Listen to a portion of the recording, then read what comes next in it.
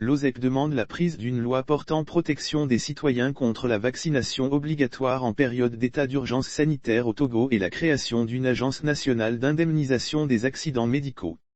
Depuis le 6 mars 2020, les populations togolaises font face à une situation inédite faite de larmes et de désespoir, que dire de mal vivre, suite à l'avènement du Covid-19. Dans cette lutte effrénée contre cette nouvelle pandémie, une loi d'habilitation est votée en mars 2020 par le Parlement. L'état d'urgence sanitaire est décrété le 1er avril 2020 avec son lot quotidien de restrictions des libertés individuelles et collectives, d'abus des droits humains et d'atteinte à la vie, de vie chère ou d'interrogations légitimes sur l'avenir, etc. Le programme Novici n'a pu atteindre ses objectifs d'adoucissement des souffrances des couches défavorisées, sinon terminé à coups d'éclat en queue de poisson.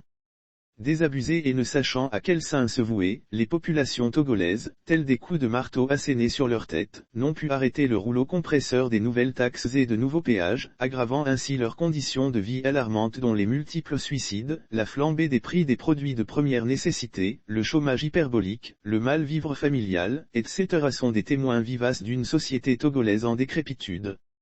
Le système de santé aux abois avec ses sempiternelles et nombreuses faiblesses législatives et institutionnelles, de qualité, de leadership, que dire de gouvernance, PNDS 2017 à 2022, se cherche des horizons perdus aux grandes dames des citoyens, perçus tels des objets de soins que des sujets imbus de droit en rapport avec l'offre de soins. Le mimétisme institutionnel et organisationnel de la gestion de la Covid-19 calqué dans sa grande majorité sur le modèle français va montrer progressivement ses limites. Le Code de la santé publique togolaise du 13 mai 2009, pourtant silencieux sur la création d'un conseil scientifique et la charte de l'expertise sanitaire en cas de déclaration de l'état d'urgence sanitaire, n'a pu empêcher l'érection du conseil scientifique togolais le 2 juillet 2020. Outil d'aide à la décision et organe consultatif, les avis du conseil scientifique ne sont à ce jour rendus publics. Le caractère impartial et indépendant et la gestion des conflits d'intérêts de ses membres sont loin de faire l'unanimité au sein des citoyens, autrement, que dire du règlement intérieur de ce conseil à ce jour inaccessible aux citoyens. Le diable est dans le secret, dit-on. Il s'ensuit des interrogations légitimes sur le prétendu bénévolat de ce conseil scientifique. Fortement recommandé au départ par les membres du conseil scientifique et le gouvernement, l'obligation vaccinale insidieusement distillée dans la société togolaise poursuit sa randonnée à la grande satisfaction du conseil scientifique et du gouvernement au mépris des droits des citoyens, depuis le conseil des ministres du 9 septembre 2021 et la prolongation de l'état d'urgence sanitaire par l'Assemblée nationale le 14 septembre 2021. L'Assemblée nationale semble plus proche du gouvernement que des populations qu'elle est censée défendre et protéger. Le suivi parlementaire de l'action gouvernementale est quasi inexistant et le Parlement est totalement aphone devant plusieurs cas de corruption, de mauvaise gouvernance et de violation des droits et libertés des citoyens.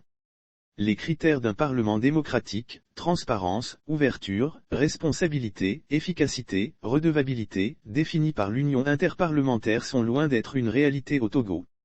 La banalisation de l'état d'urgence sanitaire semble avoir le vent en poupe. Il s'ensuit une course effrénée à la vaccination pour une population abandonnée par ses institutions protectrices, médiateurs de la République, la Cour constitutionnelle, la CNDH, l'Assemblée nationale, la Cour suprême, etc.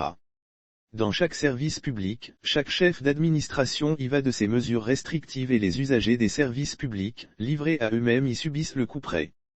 Il apparaît une question légitime au cœur de la société togolaise, quel obstacle à la prise d'une loi rendant la vaccination obligatoire au Togo conformément à l'article 66, alinéa du Code de la santé publique au Togo qui stipule, le ministre chargé de la santé rend obligatoire dans les zones menacées par une épidémie, la vaccination contre l'affection en cause, lorsqu'il existe un vaccin efficace, il ne saurait en être autrement car les accidents médicaux post-vaccinaux, qu'il relève d'une vaccination recommandée ou obligatoire sont imputables à l'État.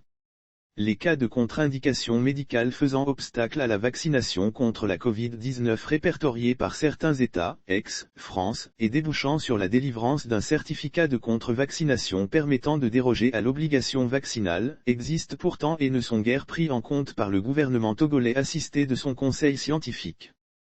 Que dire donc des nombreux citoyens, se faisant vacciner malgré eux et sans aucun diagnostic préalable sur leur état de santé et les allergies post-vaccination? Existe-t-il un dispositif de suivi et d'indemnisation des risques vaccinaux pour acter leur protection? que nenni dans l'arsenal juridique et institutionnel togolais. Au regard de ce qui précède, l'OSEP demande la publication du règlement intérieur et des avis du Conseil scientifique, la mise sur pied d'une stratégie vaccinale personnalisée prenant en compte les contre-indications médicales anti-Covid-19, la création d'une agence nationale d'indemnisation des accidents médicaux et post-vaccinaux, la prise d'une loi portant protection des citoyens contre la vaccination obligatoire en période d'état d'urgence sanitaire au Togo. La création d'une commission spéciale parlementaire chargée du suivi de l'état d'urgence sanitaire ou son annulation. La prise des mesures contre la vie chère, et enfin, la relecture intégrale du Code de la santé publique au Togo et la prise d'une loi portant protection des droits des malades.